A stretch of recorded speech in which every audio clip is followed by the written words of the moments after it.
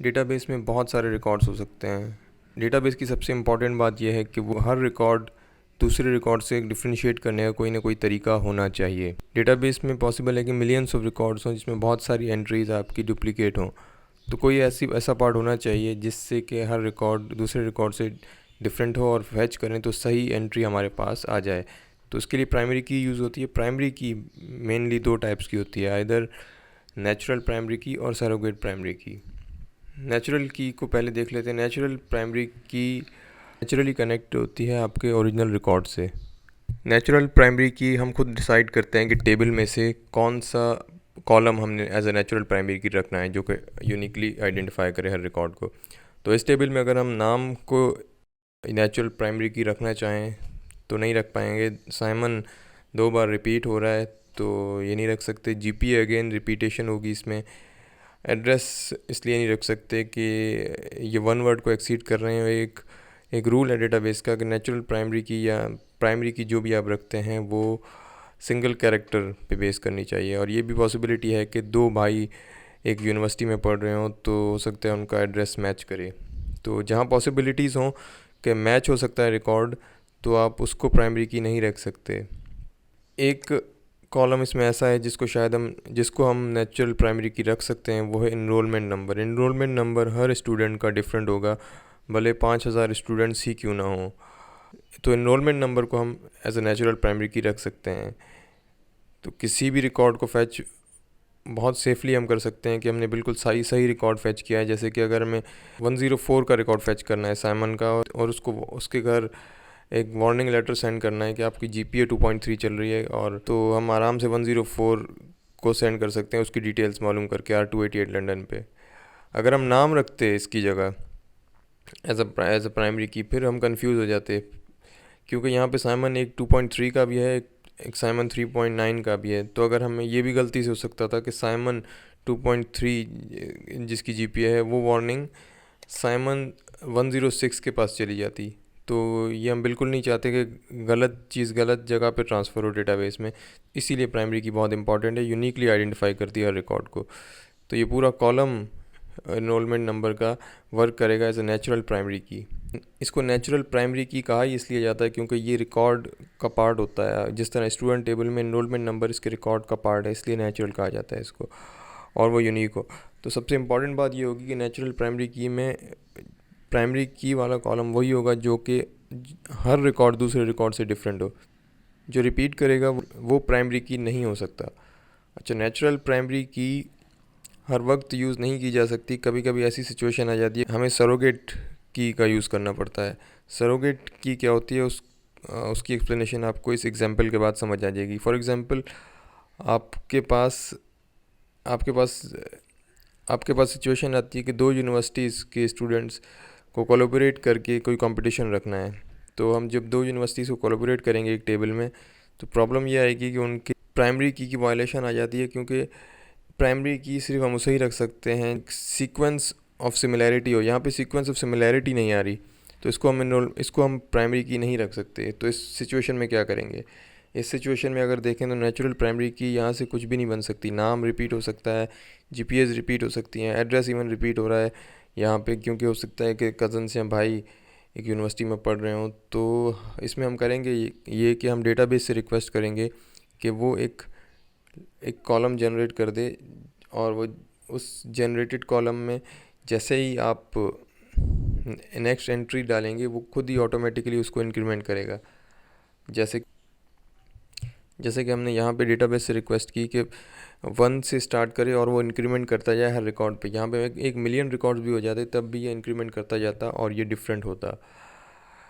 Surrogate की हर वक्त सिर्फ नंबर्स में इंक्रीमेंट नहीं करती, ये आप पे डिपेंड करता है कि आप इसको किस तरीके से इंक्रीमेंट करवाना चाहते हैं। इसको आप जो भी एक प्रीफिक्स या सिफिक्स दे देंगे वो उसी हिसाब से इंक्रीमेंट करता जाएगा। इवन ये और पहले से रेडी रहता है कि नेक्स्ट एंट्री कौन सी आएगी और वो उसको नंबर असाइन कर दे।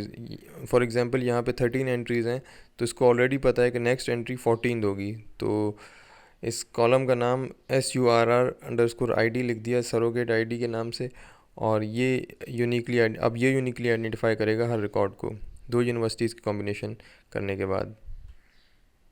डिफरेंसेस नेचुरल प्राइमरी की और सरोगेट प्राइमरी की में क्या है? पहले तो हमें ये समझना है कि प्राइमरी की सिंपली डिफरेंशिएट करता है हर रिकॉर्ड को। दोनों का एक काम तो सिमिलर है कि दोनों डिफरेंशिएट करेंगे हर रिकॉर्ड को दूसरे रिकॉर्ड से।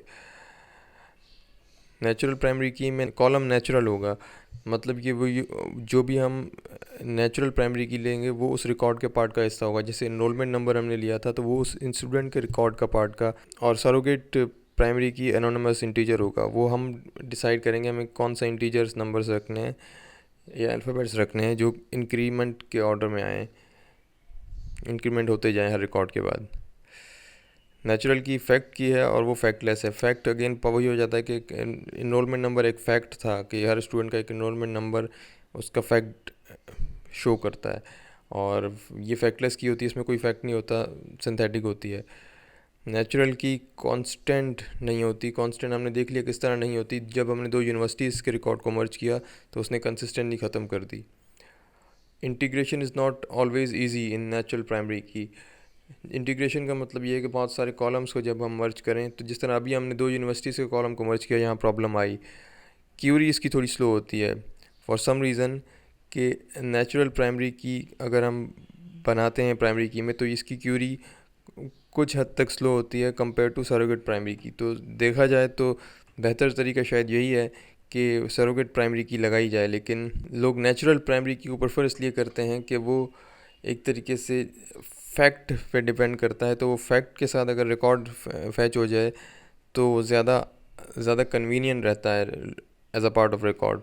इसीलिए ज़्यादातर जगहों पे या तो इनरोलमेंट नंबर्स या एम्प्लॉय आईडी या फिर नेशनल आइडेंटिटी जो कि NIC कहा जाता है उसको नेचुरल प्राइमरी की रखी जाती है। कुछ FAQs हैं अबाउट द प्राइमरी की जो क्वेश्चंस मेरे स्टूडेंट्स मुझसे पूछते हैं। पहला ये है कि वाई सरोगेट की इज़ कॉल्ड फैक्टलेस की।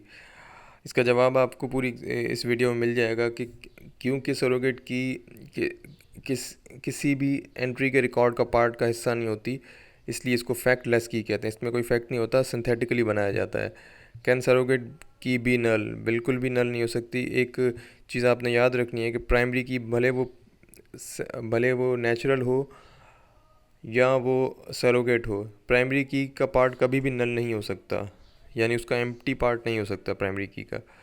कैन सरोगेट की बी डुप्लीकेटेड? बिल्कुल भी नहीं। प्राइमरी की कभी भी डुप्लीकेट नहीं की जा सकती। हाउ सरोगेट की इज़ क्रिएटेड?